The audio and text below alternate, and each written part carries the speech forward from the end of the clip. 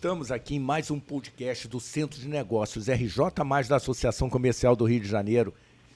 E hoje vamos falar sobre jovens, sobre o Conselho de Jovens. A gente está aqui com Pedro Rafael, presidente do Conselho de Jovens da Associação Comercial, com Rodolfo, presidente Rio do IFL. Vem com a gente, vai ser bacana, hein? Pedro Rafael, vamos começar. Vamos embora. Conta um pouquinho, que história é essa? Uma casa de 215 anos com um conselho de jovens empresários. Como é que é isso, Pedro? Quem é a turma que está lá contigo? Conta um pouquinho. Bem, Ricardo, primeiro tenho que agradecer aqui a oportunidade de estar com você aqui no RJ+. O Conselho Jovem, você já foi parte do Conselho Jovem, você entende muito bem o papel do Conselho nesses 215, quase 215 anos de existência da nossa Casa de Mauá, que é a Casa do Empresário Carioca, e eu diria que é a Casa do Empresário Brasileiro também.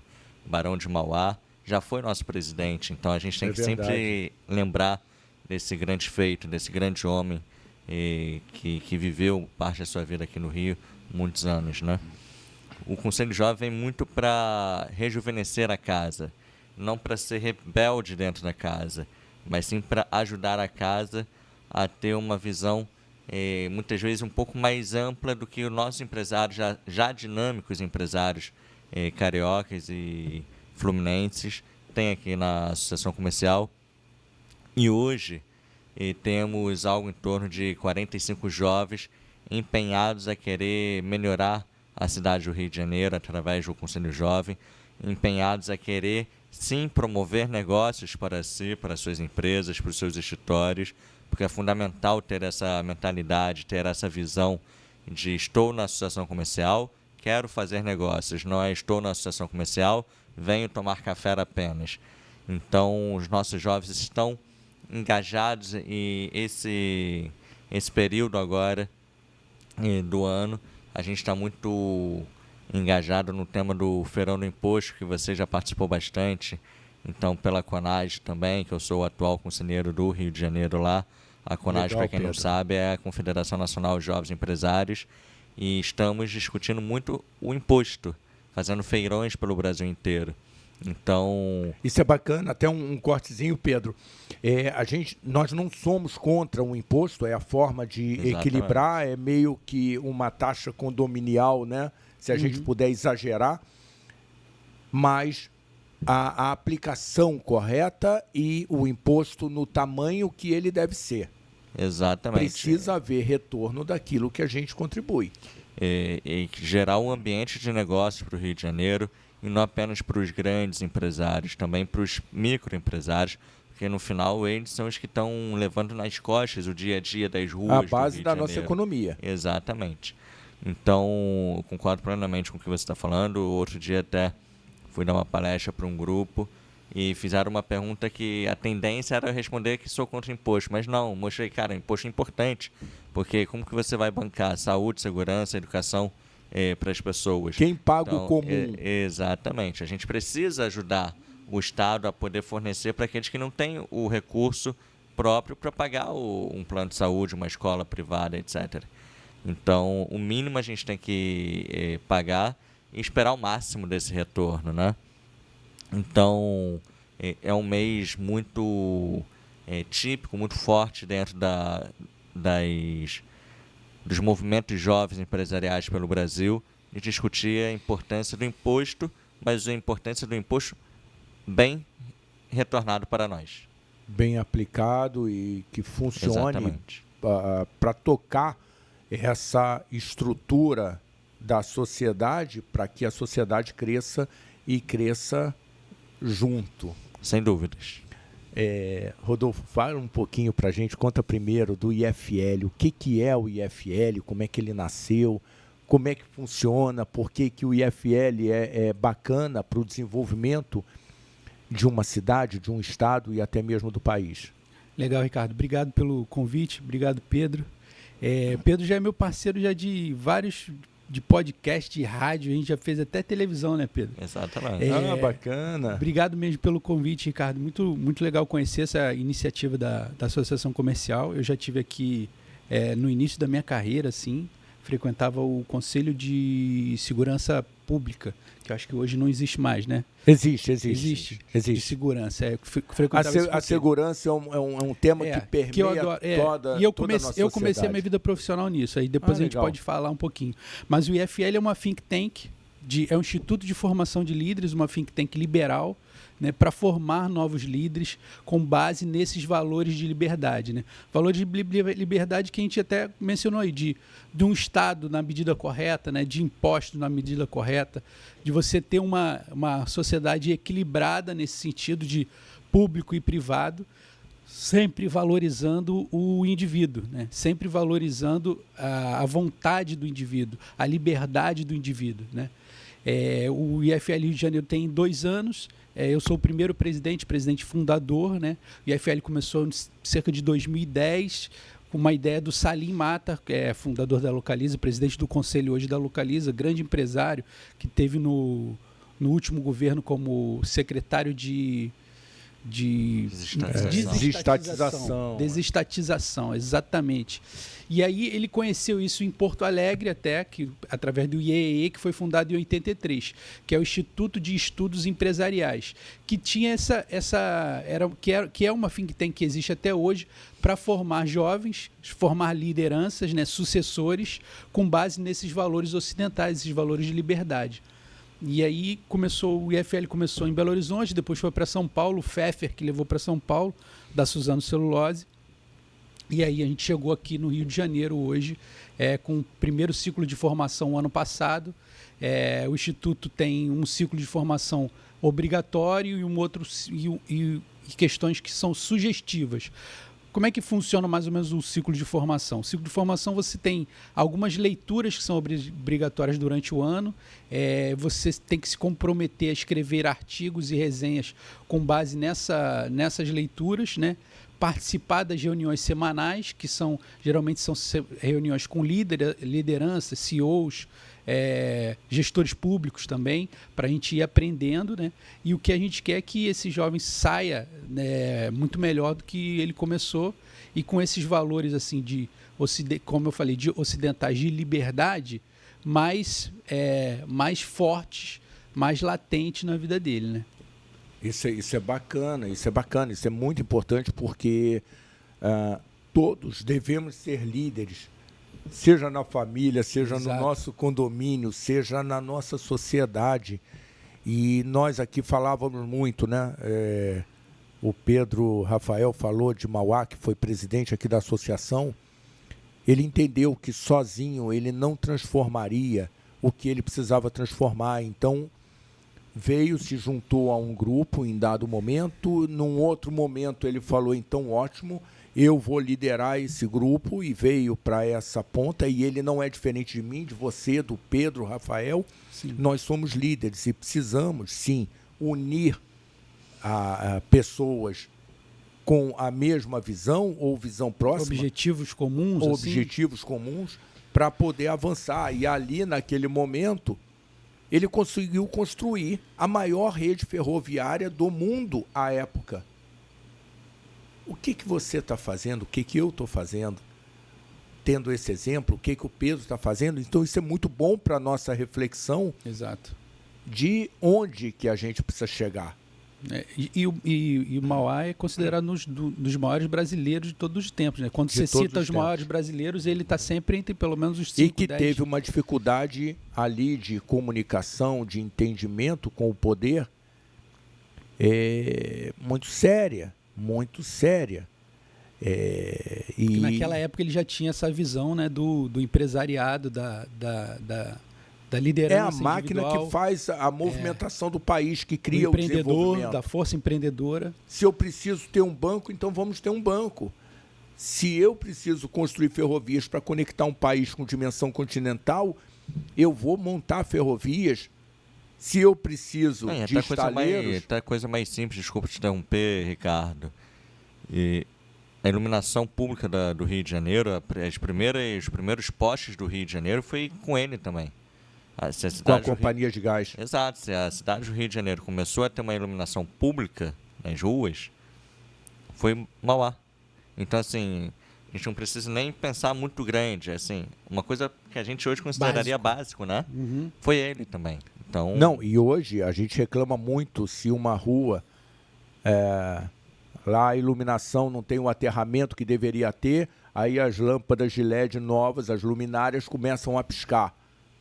Aí a gente reclama, fica brabo, ela apaga, fala, nossa, como é que isso acontecia antes? eu não reclamo, eu só falo que a cidade do Rio parece uma eterna árvore de Natal, fica piscando o tempo todo. Só isso, eu não reclamo. Engenharia. Ah. Engenharia. Que é uma outra ponta. Nós estamos aí à beira de uma corrida pela vereança no Rio de Janeiro, em todas as cidades no país. Qual é o papel do vereador? Quais são os papéis dos vereadores? Legislar, fiscalizar? Onde está essa fiscalização? Será, Pedro, eu falei no outro dia, que nós não precisamos, não devemos votar no amigo do bairro, como diz o Daniel, meu filho. Pô, o amigo do bairro é bacana, você pode tomar cerveja com ele, tomar água de coco, né, o Rio de Janeiro.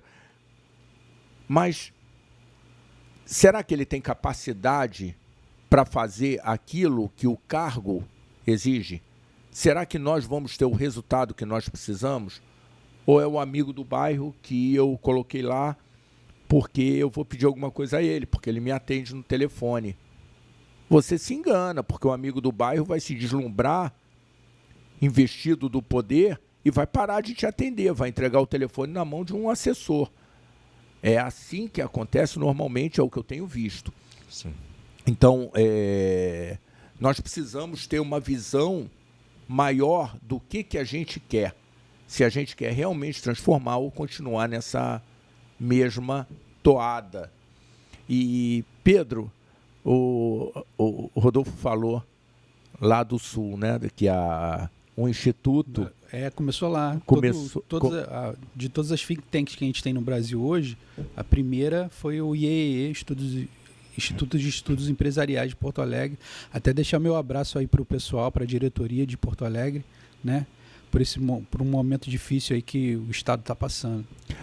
É verdade. E uma coisa muito interessante, o Sul é um exemplo para o Brasil, é um exemplo de empreendedorismo, de associativismo, verdade, principalmente. Eles entendem que juntos eles são muito mais fortes. Sim. E esse é um belo exemplo. E aqui nós falamos de oportunidades de negócio. Quais são as oportunidades de negócios que existem no Estado e no Brasil através do Estado? Quem sabe, Pedro, não existam oportunidades aí no meio desse desafio colossal que é a tragédia que ocorreu no Sul. Aqui no Rio de Janeiro nós temos uma engenharia excelente e passamos por problemas de enchentes, de alagamentos, não que não tenhamos chance de que venham a acontecer outras tragédias. Eu acho que precisamos avançar muito mais nessa avaliação de contenção de encostas. Acho que no Rio passa principalmente por isso, né? Por essa contenção de encostas, de moradias em lugares de canalização de rios, porque tem ruas, tem áreas que se tornam rios para escoar aquela determinada encosta. Mas, Ricardo, em muitos casos também são rios que deixaram de existir pela própria urbanização desorganizada, sem planejamento, né? Foram assoreados, né? É verdade. Esse é o grande problema do Rio, né? Pedro, quais são... É lógico, aqui a gente não está fazendo nenhuma... a gente não está tratando dos efeitos dessa tragédia que ocorreu no Sul, mas fazendo um dever de casa, como empreendedores, como líderes, avaliando o que poderia ser feito. Será que o Rio de Janeiro, assim como o Tarcísio em São Paulo, está mandando Sabesp para fornecer engenharia? Será que nós não temos que levar alguns engenheiros daqui do Rio de Janeiro para pensar em medidas mitigatórias? Porque chuva, chove. Chuva acontece, alagamentos acontecem. Precisamos mitigar, né? Engenharia tem para isso. De maneira de prevenção, o Rio de Janeiro já está ajudando, o governo do estado do Rio de Janeiro já está ajudando, mandou Defesa Civil e Corpo de Bombeiros para o Rio Grande do Sul, assim como o Rodolfo deixou seu abraço, também deixo meu abraço para o pessoal do IEE, que eu tive bastante contato na época, que era um dos sócios do Boletim da Liberdade, jornal focado em política liberal, etc. E eles eram grandes parceiros nossos. E também todos os amigos e todos os que estão sofrendo com esse desastre do Rio Grande do Sul. Mas o estado do Rio de Janeiro já está ajudando de maneira de prevenção imediata, na emergência, emergencial. Agora, eu acho que... Sim, mas indo nos efeitos, né? Exato. Agora, prevenindo de quem sofreu, está sofrendo. O pré-problema, né? Eu acho que o Brasil é um país, e não apenas o Rio de Janeiro, mas o Brasil é uma referência na engenharia mundial. Nós podemos observar que as nossas grandes empreiteiras, construtoras, foram referência durante anos e continuam sendo, mas por problemas de alguns anos passados, e acabaram problema diminuindo. De gestão e não de engenharia. Exato, de gestão. Mas continuamos com a mão de obra super mega qualificada na engenharia a nível mundial. O Brasil é referência. O que eu acredito tem que ser feito, Ricardo, Rodolfo, é rever o que já tinha sido feito há 80, 100 anos atrás para tentar mitigar esses problemas das fortes chuvas, porque a gente sabe que com o passar dos anos as chuvas estão vindo mais fortes em determinados momentos do ano. Começamos então a rever essas estruturas que já foram feitas e que por décadas serviram bastante, pode ser que ainda continuem servindo, mas em determinado momento... Avaliar um novo cenário. Exatamente, se preparar para o futuro. Assim como recentemente, 2, 3, 4 anos atrás, o estado do Rio de Janeiro teve que rever as encostas de Teresópolis. Foram feitas novas encostas para contenção, como o Rodolfo estava falando. Assim como em outros locais do Brasil, o Espírito Santo é um estado que sofre toda hora com chuvas. Então a gente tem que pegar o que está acontecendo, estudar e poder planejar o futuro. Não adianta pensar, já está feito, é bonito, é feio, então deixa lá. Ah, não tem jeito. Exatamente. Sim. Então, amigo, faz a sua mala e vira turista em algum lugar do mundo, porque você não está colaborando com a sua sociedade. Sem dúvida. Eu acredito que a gente também tem que tirar isso, não é como exemplo, mas como uma maneira de não deixar que aconteça em outros lugares, o que aconteceu ali, né? Seja por falta de algum planejamento, por falta de estrutura. E será que a gente não está na hora de ter um plano, assim, não sei se um plano nacional com relação às chuvas, coisa, mas eu acredito muito, por exemplo, municípios menores talvez não tenham essa mão de obra qualificada para conseguir fazer um planejamento de águas, de chuva e tal. Exato. Será que vocês não poderiam criar um grupo ou capitanear esse grupo de jovens engenheiros ou de jovens administradores para buscar soluções numa organização multidisciplinar? Para isso a gente tem um papo aqui do Hackathon no Rio de Janeiro, no Brasil. Aí, ó. Ele organiza um monte de hackathon. Fazer um hackathon para esse tipo de problema. Chuvas. Isso não é privilégio do sul do Brasil. Nós sofremos aqui. Sim, o Morro do Bumba, em Niterói. Petrópolis. Era previsto.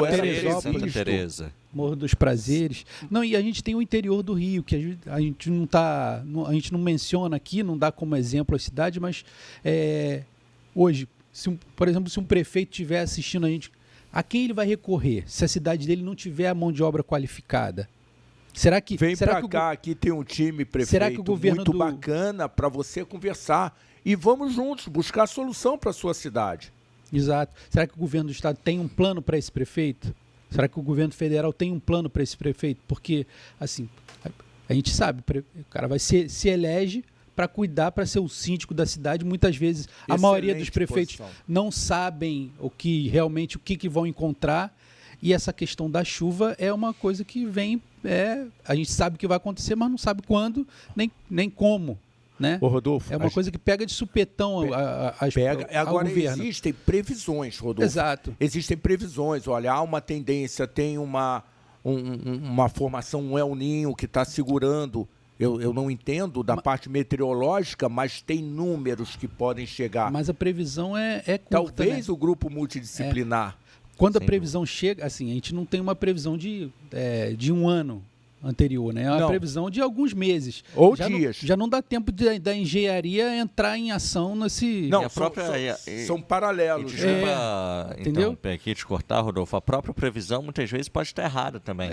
Há pouco tempo, semanas atrás, aqui na cidade do Rio de Janeiro, lembrem que isso daqui não é uma crítica, tá bom? Aconteceu, mas lembre que o nosso prefeito Eduardo Paes decretou que todo mundo tinha que ficar em casa, ia virar quase com um feriadão, uma Verdade. sexta-feira e tal. Verdade. Que ia vir um dilúvio na cidade do Rio, nunca E não choveu tanto nunca assim. vi. E a chuva foi uma chuva normal. É. Mas aí eu concordo, viu? Porque diante do cenário, Pedro... Não, mas eu não estou da criticando falta... dele Não, ter não, feito sim, eu isso. entendi. é. Diante do cenário, a falta de estrutura, talvez, melhor não preparada... para não virar uma calamidade é melhor pública. que não aconteça. Exatamente. Foi uma medida Mas, excelente Exatamente. de sem falar. dúvidas. É chato É preferível ele ter feito isso do que não ter anunciado e ter dado um dilúvio e acontecido algo parecido ao Rio Grande do Sul. E demonstra O eu que a quero Prefeitura do Rio está atenta Exatamente.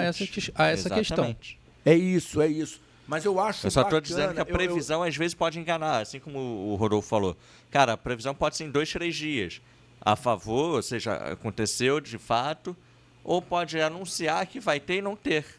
Ela pode estar errada também, né? E tiveram no sul mesmo tem municípios que são do interior que sofreram muito, Canoas, tem municípios pequenos. Como é que essa população local, os vereadores que estão ali, né, o grupo de secretariado, prefeitura, como é que eles vão se preparar com essa engenharia, com essa qualificação que é necessária, entendeu? Sem dúvidas. Mas aí o governo do estado deveria estar ali acobertando esses municípios menores. Mas acho que pode guarda-chuva, haver, né? Pedro, uma participação melhor do nosso centro de negócios, trazendo um grupo... Ideias, soluções. Ideias, porque se você olhar por outro lado, isso abre oportunidades de negócios Consultoria que para as são prefeituras, né? importantes que vão gerar resultado. Urbanização, objetivo, arquitetura, urbanismo. retornando o imposto de quem está lá em Canoas e falar assim, não, bacana, olha só, fizeram uma coisa aqui que eu não entendi muito bem, mudaram a mão dessa rua, mas que garante que nunca mais vai acontecer o que ocorreu aqui, ou que no vai mínimo, mitigar. numa proporção menor, está mitigando. Exato, Os efeitos da natureza, eles são meio, talvez, imprevisíveis. Talvez o pessoal da meteorologia fala, não é imprevisível, não é completamente previsível. Mas a UFRJ, a UERJ, ela tem engenheiros, ela de pesquisa. tem profissionais nessa área de UFRJ meteorologia e pelo Brasil eu tenho participado de eventos com essas pessoas. Um é o Lúcio, que podem ajudar muito. E o Lúcio fala, cara, isso estava previsto, isso não estava previsto. Uhum. O que nós estamos fazendo? Eu acho que é mais ou menos por aí, né, Pedro? De repente dá um sacode. Você tem a Diana lá no conselho, que é uma excelente empresária, e cuida, uma das operações dela é cuidar da parte de reciclagem. Sim, de lixo, essas coisas. Espera aí, isso não é importante? Não é uma forma de mitigar? A Diana está fazendo porque ela ganha dinheiro. Não, ela está fazendo porque o negócio dela não só é um negócio rentável, porque se não for, nem eu, nem você, nem ninguém vai buscar. Ele precisa ser rentável, mas é um negócio que gera impacto positivo na sociedade. Soluciona uma Quais dor, são né? os negócios que geram impacto positivo na sociedade? Sem dúvidas. E eu trabalhei um período da minha vida na Conlurb, né, a Companhia de Limpeza Urbana da cidade do Rio de Janeiro, que é a maior empresa pública, ela é uma economia mista, mas vulgarmente pública, de lixo urbano da América Latina.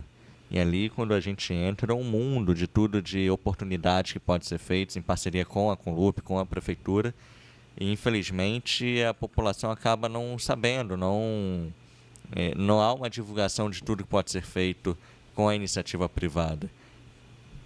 Talvez por razões né, que eles querem fazer com os amigos apenas, ou talvez porque realmente não há essa divulgação aberta para a iniciativa, para o empresariado em geral.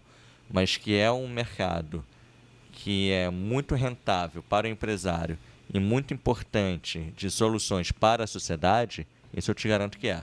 Na Alemanha, no Japão, o lixo hoje é dinheiro.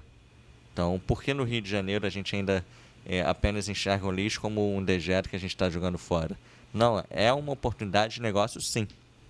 É verdade, Pedro. E você sabe, quando você gera o biogás, o biometano, dos resíduos sólidos urbanos, você está fechando aquele C da economia e faz ela virar uma economia circular. Uhum. Porque você pega aquele resíduo sólido que foi descartado, seja orgânico ou não, mas principalmente o orgânico, põe num biodigestor que não tem um processo, não há processo de queima, e ali você gera um gás, purifica esse gás, ele fica igualzinho o GNV. Espera aí, e eu não posso usar esse gás nos caminhões, nos veículos urbanos comerciais, nos caminhões leves aqui na cidade? E eu vou despoluir a cidade? Então eu posso despoluir a cidade usando um gás que é um subproduto de um resíduo sólido, e eu voltei com ele para a economia na forma de energia térmica, que é o gás. No caso, esse resíduo sólido também ele pode virar fertilizante, adubo também. É verdade, ele vira o que sobra, 80%, 80% a 90% do que entra na usina de biogás, na usina de biodigestão, que é aquela antes do aterro.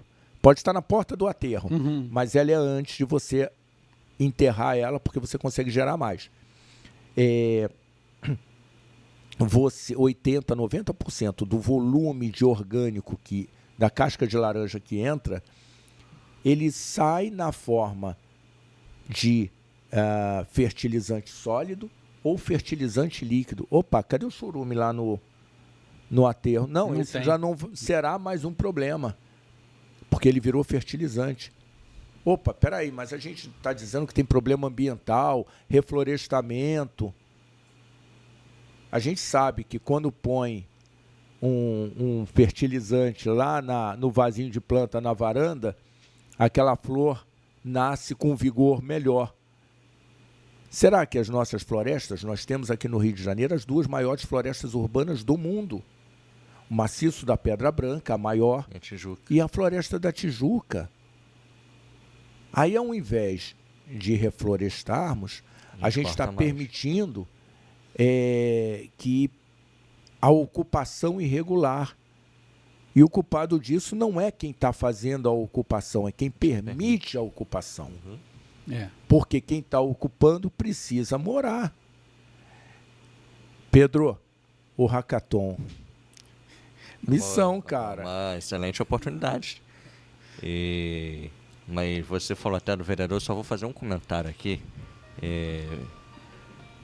O Rio de Janeiro sente falta de um Lacerda. O Lacerda foi um cara que ajudou a diminuir a favelização da cidade do Rio de Janeiro, criando a Vila Kennedy, Vila Aliança, todas essas vilas por aí, ali um pouco de outras comunidades também. Acho que a Cruzada São Sebastião também teve um pouco da mão do Lacerda. E a gente precisa ter... Eu estou botando ele como referência, que ele já faleceu, para não falarem que eu estou fazendo propaganda para A ou para B. A gente precisa ter gestores, Ricardo, Rodolfo, não sei a opinião de vocês, que olhem para a cidade uma maneira de solucionar os problemas da cidade. E não é pegando mais empréstimo e fazendo mais coisa. Cara, a cidade tem dinheiro para fazer muita coisa, a gente só tem que se organizar para fazer. Então, só esse meu comentário aí no que você acabou de falar. A gente pode acabar com as comunidades, A gente pode reflorestar a cidade Porque, nos Pedro, locais. não nos é digno pontos. para a pessoa que Exato. mora lá. Isso não, eu não estou Nós precisamos sendo ter bom novos com a pessoa que centros. está lá. Eu estou sendo mal permitindo. Nós precisamos ter novos centros urbanos na cidade, assim como tem ali o centro de Bangu, o centro de Campo Grande, centro de diversos bairros da cidade do Rio, onde aquelas pessoas possam ter oportunidade de trabalho mais perto das suas casas. Verdade. Elas não precisam vir morar numa favela, numa encosta, mais perto do centro da cidade, aqui no centro mesmo, né? Ou no pseudo-centro. Ou perto da Zona Sul, da Tijuca, porque elas podem trabalhar mais perto das suas casas na Zona Norte, Zona Oeste. Então a gente tem que pensar nesses novos centros urbanos para o Rio de Janeiro, e a cidade cada vez vai se alongar mais, vai crescer para aqueles lados. Então o Rodolfo, ele conhece bem, né? Não sei se eu posso falar aqui, mas ele é de Itaguaí. Então ele sabe que existe um outro Rio de Janeiro do outro lado do Rio de Janeiro. Eu sofro com a Avenida Brasil hoje. O trânsito que a Avenida Brasil gera de mobilidade é horrível, né? Assim, tipo, porque agora tem essa obra que está sendo inaugurada até estreitou mais a pista para quem utiliza o carro, né? Eu sei que é necessário e tudo, mas ficou pior em alguns pontos, né? Eu penso que você não pode, a fórceps, mudar a condição das pessoas circularem. Agora eu não quero mais que você use o carro, decidir qual é o meio de transporte. Eu peguei uma vez, Rodolfo, um BRT, cheguei no Galeão, morando na Barra, falei, é mesmo, eu vou fazer o que o Eduardo me falou no outro dia. Poxa, pega o BRT. Cara, eu levei o dobro do tempo que eu levaria no BRT, pegando ele no Galeão. É legal? Será que o transporte, eu entendo que nós tenhamos uma estrada pela frente. Está surtindo efeito? Mas será? é isso que vai substituir o carro? Ou eu vou ter que acordar 1h30, 2 horas antes para poder vir de transporte comum? Tempo de vida que você perde, né? 2 horas antes, 2 horas depois, você perdeu 4 horas do seu dia aí. Você poderia estar com a sua família. E aí cai muito dentro do que o Pedro falou, que ter uma economia local, né, que seja mais atrativa para as pessoas não precisarem se deslocar tanto. Eu acredito muito que a oportunidade do futuro gira em torno do que a gente está conversando, que são negócios que geram impacto ambiental e que geram impacto social. Acho que tudo no futuro, dentro de pouco tempo, tudo vai se ser relacionado a isso, né? Questão das comunidades que a gente tem no Rio de Janeiro, porque é um problema que a gente tem, mas tem solução, tem alguns caminhos de solução. E o caminho principal de solução, eu acredito que é pelo empreendedor, pela via empreendedora, como você bem destacou, né? Existem oportunidades de negócio para isso.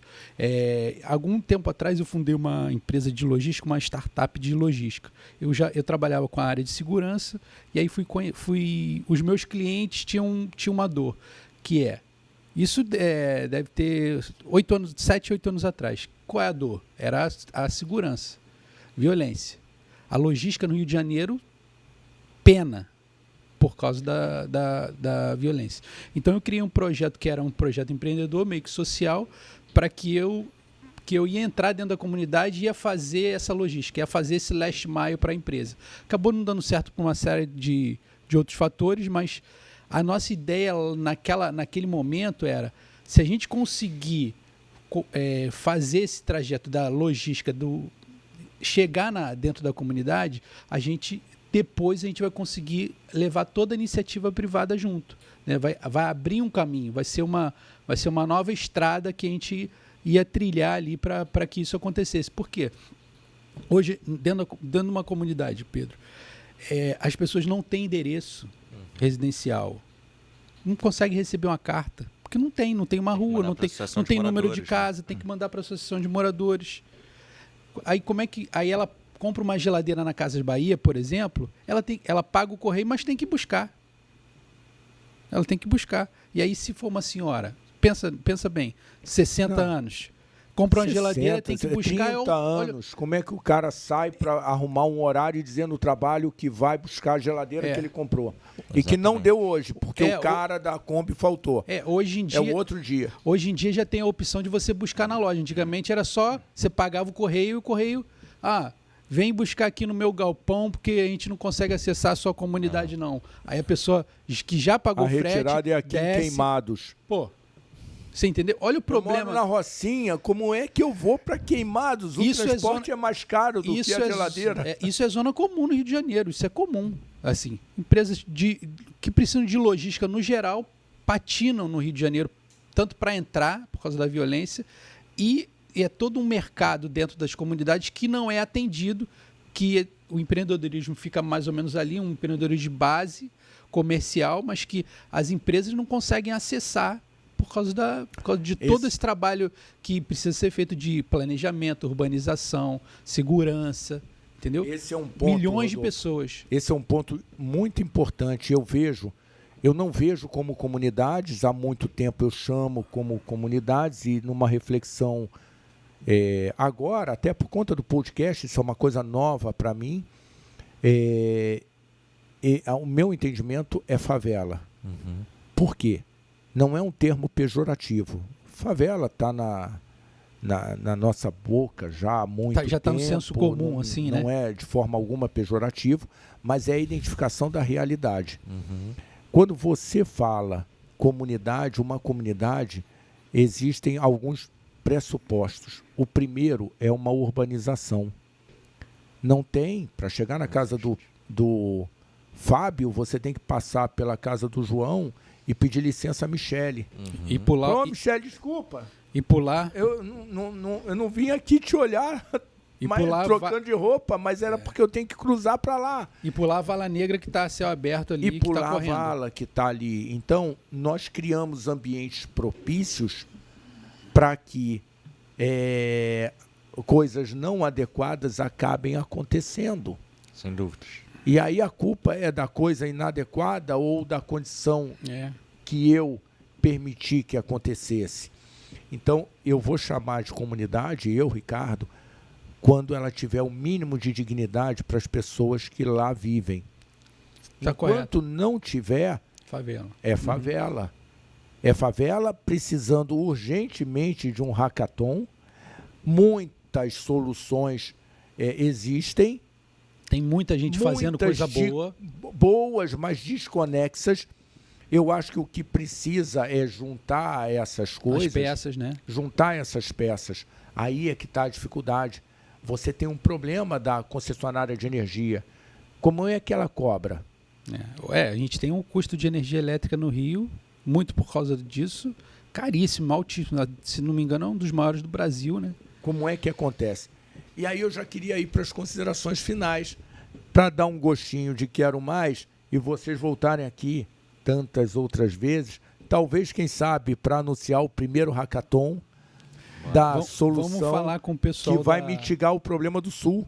Vamos falar com o pessoal do centro comercial para a gente começar a pensar soluções aí para a cidade do Rio de Janeiro, soluções que geram negócios, mas que tenham um impacto positivo para a sociedade. E Rodolfo, extrapolando, vamos olhar para fora, vamos continuar fazendo o que o Rio de Janeiro sempre fez. Mas a gente olhando aqui, exportando, mas olhando também para fora do Rio. Olhar Brasil, olhar mundo, Brasil.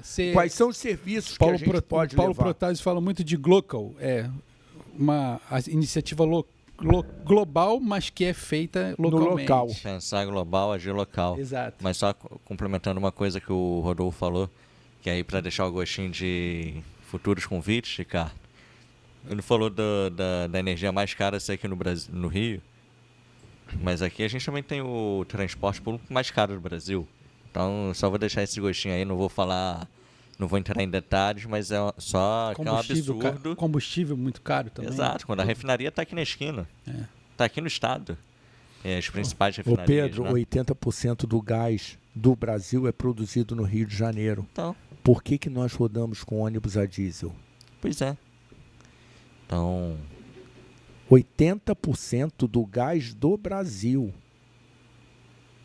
Isso já solucionaria uma pegada de carbono que os ônibus estão deixando aí na atmosfera, né? Com um detalhe, para quem gosta da petróleo questão do Rio ISD, de Janeiro, ele polui 20% a menos do que a média mundial.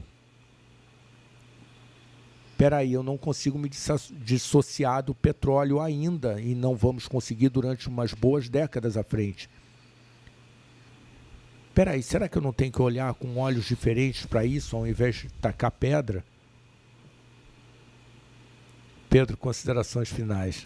Não, a consideração final aqui é poder te agradecer, Ricardo, agradecer o Rodolfo também, você por ter me convidado e o Rodolfo ter aceito o convite de estar aqui conosco, colocar o Conselho Jovem da Associação Comercial sempre à disposição, dizer para quem está nos assistindo que queira participar do Conselho, e aí vou deixar o Rodolfo falar do IFL, mas dando bola também aqui, o IFL é um grande instituto, é um think tank, onde encontro sempre as oportunidades que eles me convidam, jovens empenhados também a pensar o Rio de Janeiro, e o Conselho Jovem também, eu considero sempre que o Conselho Jovem e o IFL, eles caminham juntos.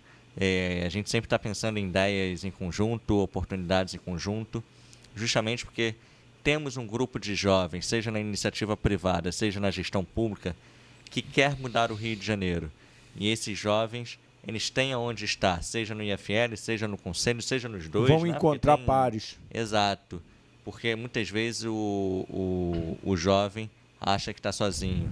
E eu garanto a esse jovem que ele não está sozinho.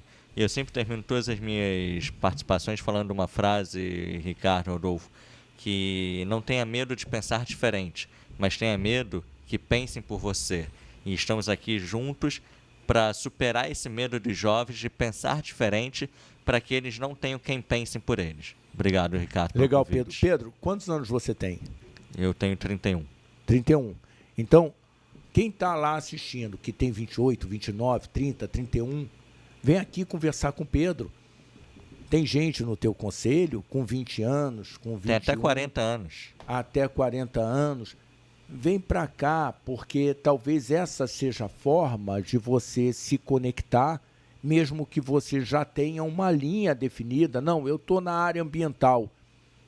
Tá bom, vem para cá, vem conversar com o Pedro, vem conversar com os empresários que estão dentro do conselho do Pedro, fazendo ou uma nova iniciativa ou sucedendo nas empresas familiares. E dali vai participar também do Conselho do Meio Ambiente, do Conselho de Logística. Não, é na área médica, então vou condenizar no Conselho de Saúde. Isso vai abrir os horizontes para você. Rodolfo. Primeiro, agradecer também o Ricardo, o convite. Pedro, mais uma vez, sempre chamando para boas oportunidades. Estimo boas para o RJ+, aí que siga crescendo, que as pessoas acreditem, venham para cá, para o centro de negócios da Associação Comercial. Quem quiser conhecer mais o IFL, é só iflbrasil.com.br. A gente abre o processo seletivo 2 vezes por ano, deve estar abrindo agora no meio do ano mais um processo seletivo para você se chegar, mas se quiser participar de alguma reunião, a gente se reúne geralmente todas as segundas-feiras às 7h30 da noite, né, na Zona Sul aqui do Rio de Janeiro, sempre com uma palestra de um grande cara, de um grande empresário assim. E esse ano também a gente está voltando a produzir o Hack in Rio, né, que é o maior hackathon da América Latina. Vai ser realizado online de 12 a 14 de julho, 12 a 14 de julho, e no dia 25 de julho vai ser a final. Esse ano focado só para mulheres, um hackathon nacional, global aí só para mulheres. Bacana, excelente. Meus parabéns. Você que está nos assistindo, vai lá, curte, aperta o sininho para você ser informado quando tem um vídeo novo. E mais do que isso, parte para a ação. Procura a Associação Comercial do Rio de Janeiro, pode nos procurar e vem participar conosco.